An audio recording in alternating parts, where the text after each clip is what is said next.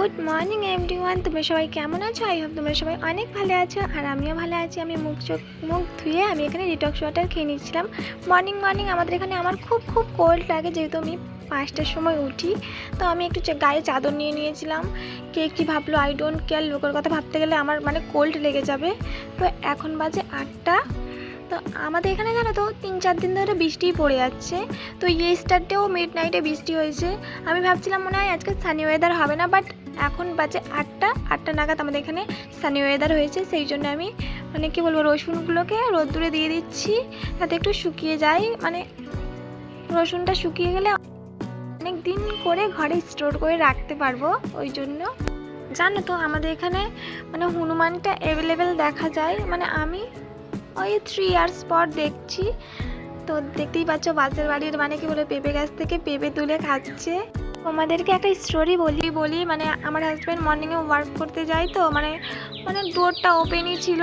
তো কোন টাইমে মর্নিংয়ে ঢুকে পড়েছে ঘরে, আলু খাচ্ছে ঘরে ঢুকে। আমি তো ভয় পেয়ে গেছি, আচমকা আমি দেখেছি, তো আমার একটু ভয় লেগে গেছে।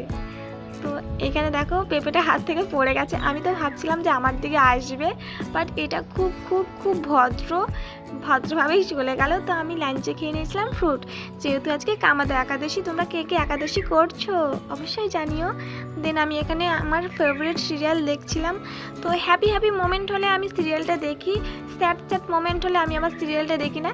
তখন আমাকে মা বলে যে হ্যাপি মোমেন্ট স্যাড মোমেন্ট দুটো মিলিয়ে আমাদের লাইফ। তো তুই হ্যাপি মোমেন্ট দেখিস, স্যাড মোমেন্ট দেখিস না। তো আমার দেখতেও ইচ্ছা করে না। চল আমার সাথে তোমরাও সিরিয়ালটা একটু দেখে নাও।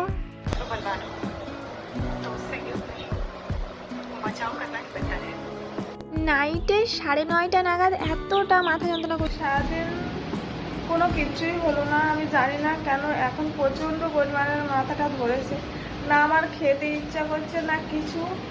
আমার হাজব্যান্ড তো আমাকে জোর করে খাওয়াবেই।